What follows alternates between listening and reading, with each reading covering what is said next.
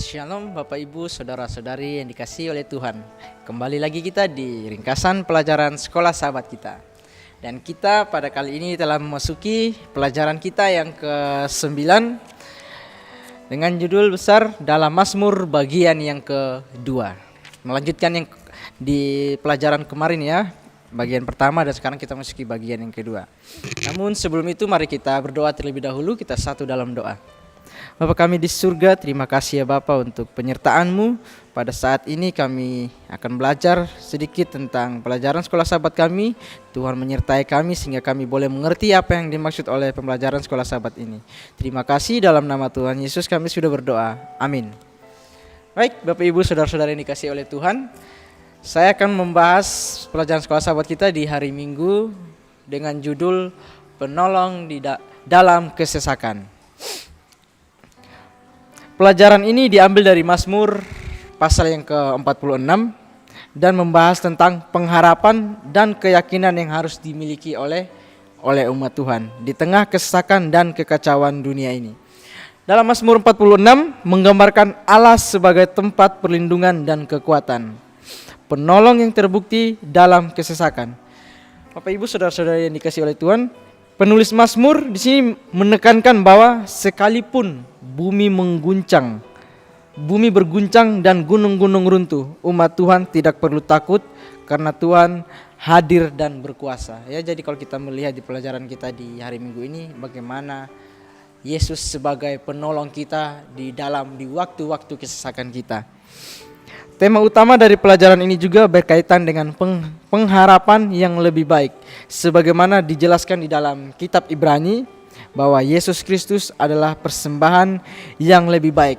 Dan juga kemarin di pelajaran yang kemarin telah membahas bahwa Yesus adalah imam besar yang lebih agung, ya, dan penggenapan janji-janji Allah yang lebih mulia daripada bayangan dunia ini. Meskipun dunia penuh dengan penderitaan, dosa dan kehancuran yang semakin besar, tetapi di Mazmur ini mengajak kita untuk tetap berdiam di dalam iman dan mengenal siapa Tuhan kita yang sebenarnya. Tuhan memberikan janji bahwa akan datang saatnya di mana segala penderitaan akan berakhir dan kemuliaannya akan dinyatakan di bumi. Bahkan kalau kita melihat di dalam nubuatan akhir, ya, zaman yang digambarkan dengan langit yang akan digulung seperti kitab suci, ya, dan bumi dihancurkan oleh api. Orang percaya tidak ditinggalkan, sebaliknya kita diingatkan untuk terus memegang teguh iman dan harapan karena Allah tetap setia dan berkuasa atas segala sesuatu. Jadi aplikasi yang bisa kita dapat dari pelajaran kita pada hari ini yaitu di dalam kehidupan kita sehari-hari ketika menghadapi tantangan, tekanan atau kekacauan, kita diingatkan untuk tidak goyah melainkan berdiam dan percaya kepada Allah. Sekali lagi dikatakan apa? Kita berdiam dan percaya kepada Allah, menguatkan iman dan percaya kita. Kita perlu memperkuat hubungan pribadi dengan Tuhan melalui doa, firman dan perenungan akan pengorbanan Yesus di salib sebagai pusat dari pengharapan kita. Tetaplah fokus pada janji Tuhan dan bukan pada ketakutan dunia. Ingat bahwa Tuhan memegang kendali atas sejarah dan masa depan kita. Jadi kembali lagi kita diingatkan apa? Ketika nanti akan terjadi kekacauan, akan terjadi mungkin segala banyak bencana yang akan terjadi, marilah Tuhan mengingatkan kita, atau mungkin di Alkitab juga mengingatkan kita bahwa apa? Mari kita tetap setia dan percaya kepada Tuhan.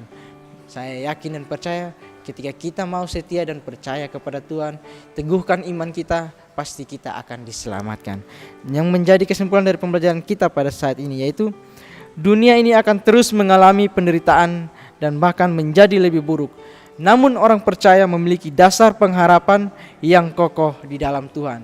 Mazmur 46 mengajarkan bahwa dalam kesesakan kita tidak sendirian. Tuhan adalah penolong yang setia. Melalui salib kita melihat kasih, kuasa, dan karakter Allah yang sejati. Oleh karena itu, seberapapun sulitnya kehidupan, marilah kita tetap teguh dalam iman, bersandar kepada Tuhan, dan percaya bahwa Ia akan memulihkan segala sesuatu sesuai dengan janjinya.